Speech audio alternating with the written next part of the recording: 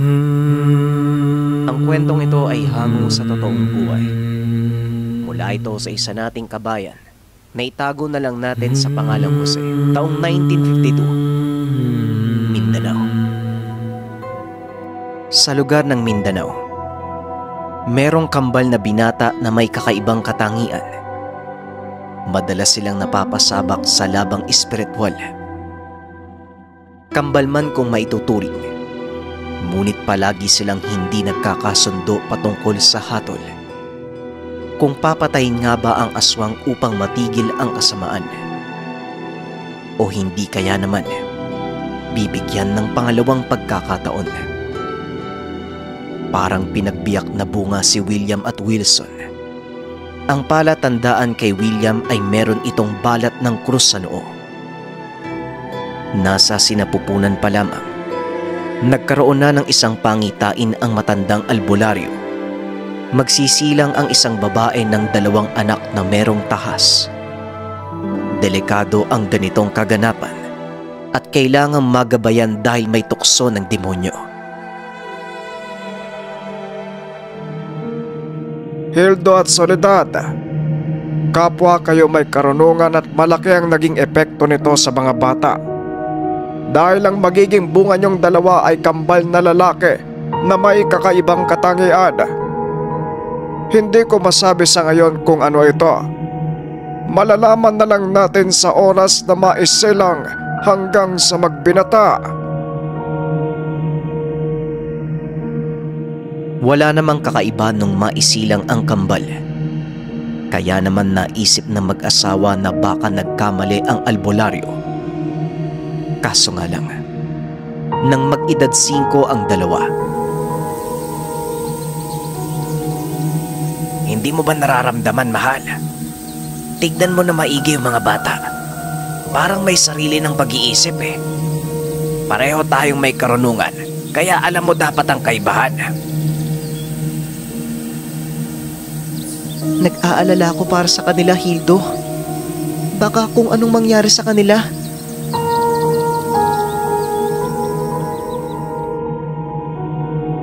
Habang lumalaki ang kambal, lula nila ang gabay ng mga magulang.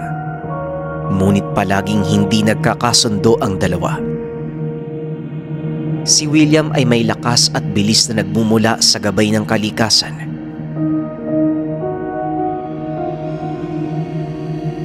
Habang si Wilson naman, buwan ang pinagkukunan ng lakas. Wari ba isa itong mangkukulam? Sapagkat makamandag magsalita si Wilson, natural din sa kanya ang magkumpas ng kamay, kasabay ng bitaw ng malalakas na tigalpo. At higit sa lahat, may bilis at lakas ito ngunit itim ang presensya. Hanggang sa dumating ang araw na sumabak na ang dalawa sa pakikipaglaban.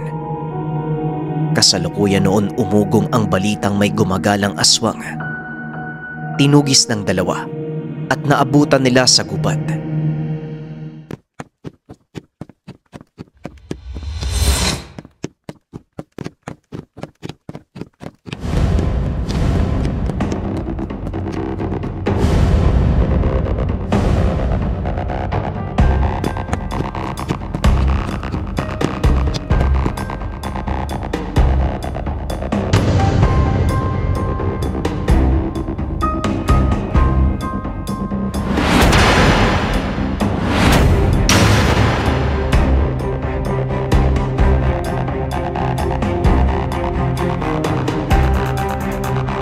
Maawa po kayo sa akin. May pamilya ako. Maliliit pa ang anak ko. Maawa kayo. Hindi ako namiminsala ng tao. Hayaan mo lang muna siya. Wala naman siyang pinipinsalang mga tao eh. At saka dito sa lugar natin, wala pa namang nabalita na ginambala ng aswang eh. Kahit ano pa ang sabihin mo, kampon pa rin siya ng kadiliman at kailangan nating patayin.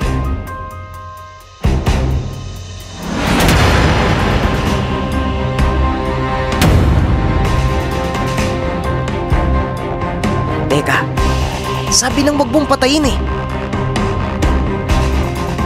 O ikaw, aswang, umalis ka na. Huwag ka na magpapakita sa lugar, ha? Napakapakialamero mo talaga. Ano bang sabi ni tatay? Kapag masama, kailangan nating patayin. Naiintindihan naman kita. Pero yung itsura niya lang yung masama, oh. Yung pagkatao niya mabuti. Hindi naman siya namiminsala eh. Umuwi na nga tayo. Ano ba naman kayong dalawa? Lahat na lang ng bagay hindi kayo nagkasundo. Magkapatid kayo. Kayo dapat ang nagkakaintindihan. Ano bang problema? Kasi na ipinatakas ko po yung aswang eh. Mabuti naman po siya eh. Hindi po namiminsala. Pero si Wilson, gusto niyang patayin. Kaya ayun, nagtalo po kami. Eh bakit kasi hindi kayo nagsabi na yun pala yung lakad nyo kanina? Eh di sana nagabayan kayo. Hindi bueno. Anak Wilson, tama lang ang naging desisyon ng kapatid mo. Ano bang sinabi namin ng tatay nyo mula pa nung maliit kayo? Gamitin ang katangian sa kabutihan. Lipunin ang masama, pero hindi ibig sabihin nun, hindi nyo naaaralin kung masama ba ang nilalang o hindi. Kaya kayo binigyan ng utak upang gamitin. Diyan kayo hindi nagkakasundo eh. Matuto kayong irespeto ang opinyon ng bawat isa. Kung sino ang tama, yun ang susundin. Sa kabila ng lahat, hindi pa rin nagkasundo ang dalawa. Sa lahat ng sitwasyon, nananaig kay Wilson na patayin ang isang nilalang.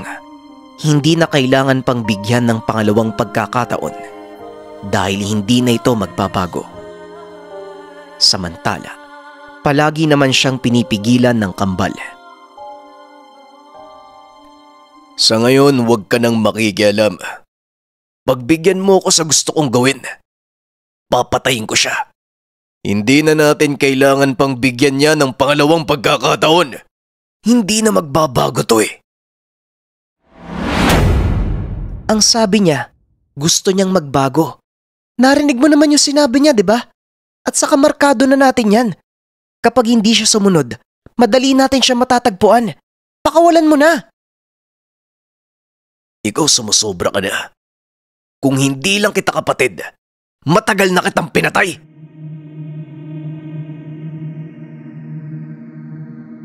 Isang araw, nagkasakit ang nanay ng kambal hanggang sa inatake ito at namatay.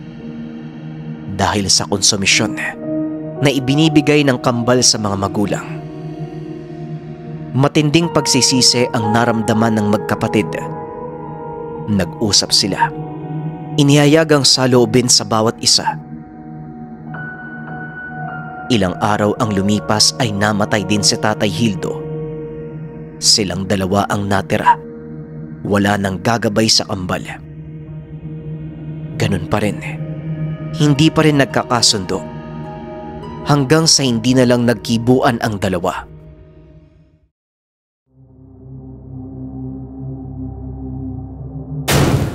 Hindi eh. Hindi nating kasalanan dalawa ang pagkamatay na magulang natin. Walang ibang dapat sisihin kung hindi ikaw lang. Hindi ka kasi nakikinig eh. Kaya namatay yung mga magulang natin. Walang problema sa akin. Kung iniisip mong ako ang may kasalanan, tatanggapin ko. Mapanatag lang yung isipan mo.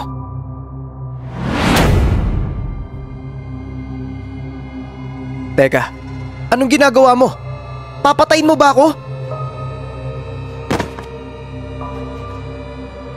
Saktong-sakto.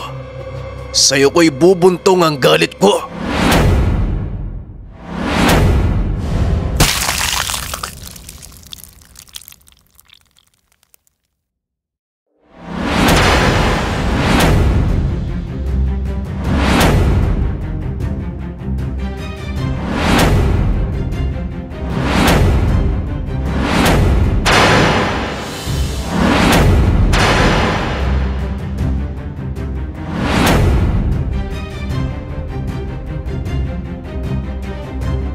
Huwag mo kong patayin, maawa ka.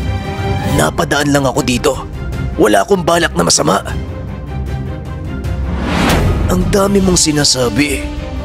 May matinubang aswang na lalapit sa bahay namin. Wilson, bitawan mo na yan. Sinabi naman niyo, napadaan lang eh. Walang sino mang nilalang ang magtatangka sa buhay natin. Lalo pat alam nila kung gaano tayo kalakas. Sige na, paalisin mo na yan. Hindi nagpaawat si Wilson. Ngunit bago pa niya tuluyang mapatay ang aswang, tinulak siya ng kapatid. Nakatakas ang aswang at sila ang naglaban.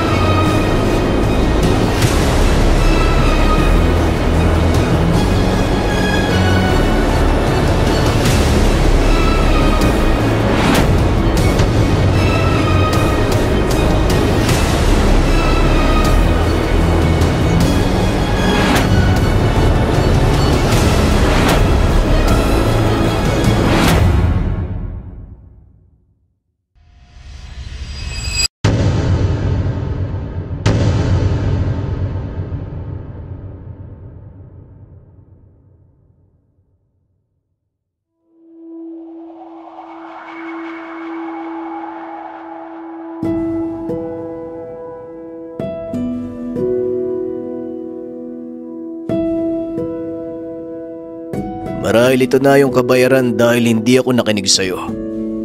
Kinuha na ni nanay at tatay yung lakas natin. Pasensya ka na ha. Tama ka din naman eh. Bakit pa bibigyan ng pangalawang pagkakataon? Baka mas marami pa silang mabiktima. Ang hirap no? Paano kaya titimbangin yung tama at mali? Hindi ko din alam pero sa palagay ko, sa bawat sitwasyon, kailangan pag-isipang mabuti ang gagawin. Kaya mahalagang nagkakasundo tayo Kailangan ng dalawang panig upang makita kung ano nga ba ang tama at mali. Pero sa ngayon, masaya na akong ganito. Nawala man ang mga katangian natin, pero nararamdaman ko, nariyan pa rin si nanay at tatay, patuloy na gumagabay sa ating dalawa.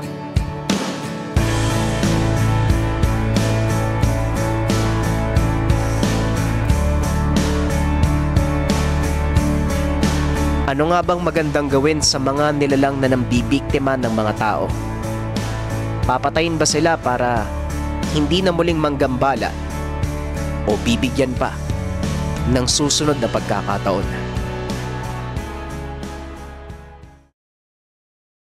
Abangan ang huling yugto ng kwento ni Aklas, Asul at Makbak.